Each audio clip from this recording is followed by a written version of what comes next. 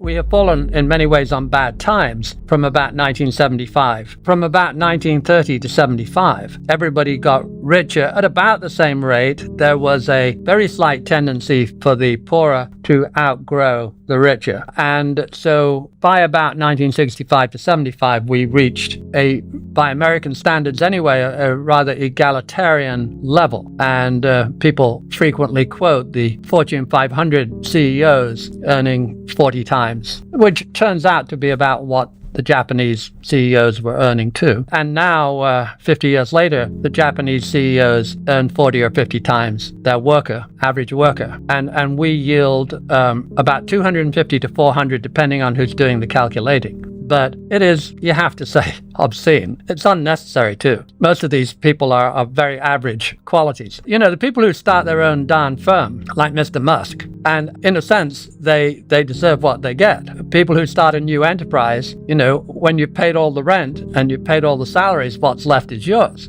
I get that. That's capitalism. It's the best part of capitalism. When you put a bunch of your buddies on the board and you decide to give yourself, you know, $200 million of stock options over 3 years because they're your friends, that isn't capitalism. That is stock option culture gone wrong. And it has been aided and abetted by increasing monopoly. Every industry in America has become more concentrated. And in more recent years, you have had the fashion of cutting back on CapEx. You know, CapEx is real life. It's up and down. It's unpredictable. It makes your earnings volatile. Who needs CapEx? So let us use that money to buy our stock back. Buying stock backs is said to be a dividend. It has many dividend-like qualities, but it has one incredibly significant difference. And that is a dividend goes neutrally to everybody. And stock buybacks constantly take out the least optimistic of your stockholders. And if you can find a way, month in, month out, of getting rid of your least optimistic stockholders, you better believe you're living in a different world from a bland, universally delivered dividend. And so you push the stock price up, and the evidence is completely compatible with that view. A combination of all these things has increased the inequality, has enabled the excessive payment of most CEOs who, to be friendly, bring along a handful of their top management with them and bear down quite hard and quote, efficiently, or hard-heartedly, you could argue, if you were a humanitarian. They bear down on the workers. And in that, the government has helped them along. The government has allowed the inequality, the Gini ratio, to worsen in the US through every administration except Bill Clinton's, where it was flat. He did not generate enough momentum to send the pendulum swinging back a bit, but he held it for 8 years. And nobody else, including Obama, did. It continued to become more unequal. And in more recent years, of course, the whole tax structure has been moved away from capital, therefore by default to labor. If you lower the tax on dividends and interest and capital gains tax, you must understand that you are increasing it on everything else, which is to say the ordinary people. And that has been a very profound transition. We are now as unequal as Mexico and Brazil. And we used to use them back in the 60s and 70s as kind of the robber barons. And now we're with them. It's not that they have improved, it's we have joined them in an equally unequal society. But it is undeniable that if you push up the price of assets through pushing down interest rates, you will increase inequality because the rich own the assets and the poor do not. And that is precisely what happened. And I think the Federal Reserve has played the biggest role in doing that. Greenspan, it appears, almost as acolytes since then. They have all followed pretty much his flight path. So yes, that increases inequality. And when you lower the rates, you also make debt available to people who can handle borrowing. That is to say, private equity and hedge funds and leverage in general. That is a windfall gain. You're giving free money for these marginal economic activities. And the only purpose in which, really, when you look at the bottom line, is the enrichment of the people who run the private equity firms. The value created for society is negligible, according to almost every academic study. And they have pretty good lives. And they are some of the main beneficiaries, and they change reality by bidding up the price of corporations and helping increase the overpricing of the stock market.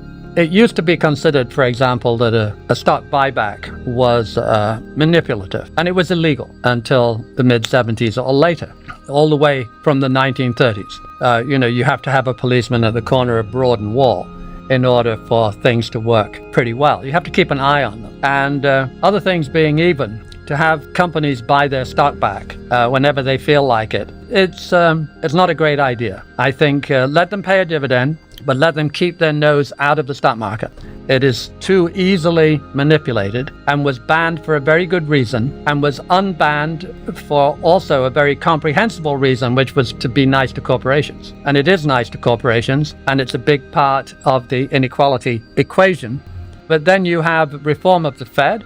I think the Fed has been given far too many responsibilities. If it was just responsible for making sure there was a decent amount of money available to deal with the economy of that age, and allow, quote, the government to have to worry about other things. But to have the Fed worried about inflation, about growth, about this, unemployment, and it's to pretty well guarantee it will settle for some simple policy of making rates cheap. Rates cheap was terrible for retirees. They were not getting paid anything. After adjustment for inflation, which people have forgotten all about after 20 years, they were being charged for the privilege of putting their money into fixed income. And everyone had told them that as they got older, they should have more and more as a percentage in fixed income. And suddenly, for the last 15 years, they have had little or no return until today. Suddenly, they're now getting paid. They're awash with money, these people, compared to where they were 2 years ago. They're getting 5%, 6%, 7%, whereas they were getting nothing. So I think reform of the Fed and no stock buybacks, and I would be even careful about stock options. Pay people an honest amount of money on which they pay an honest tax.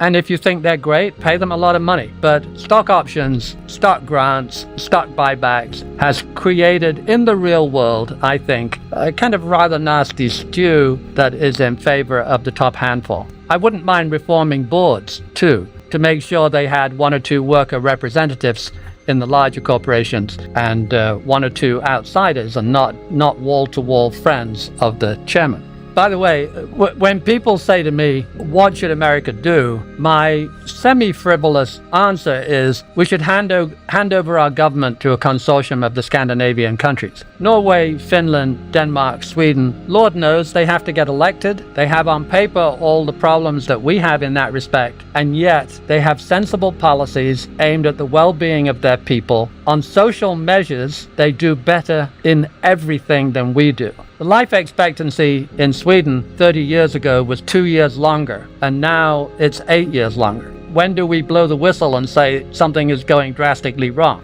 But if you look at any measure, educational achievement, number of women who die in childbirth, everything you could list, they score better.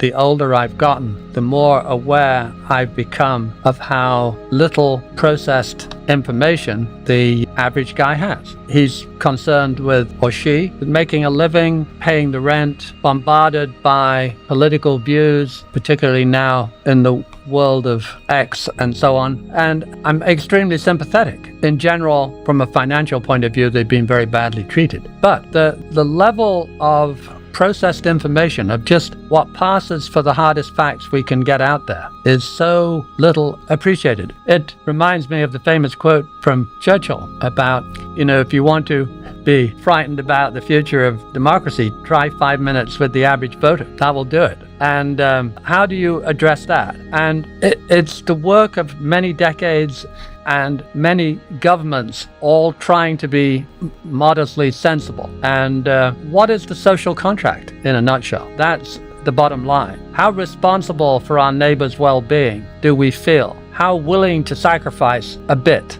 for the well-being of everybody are we? And the answer is not as much as we used to.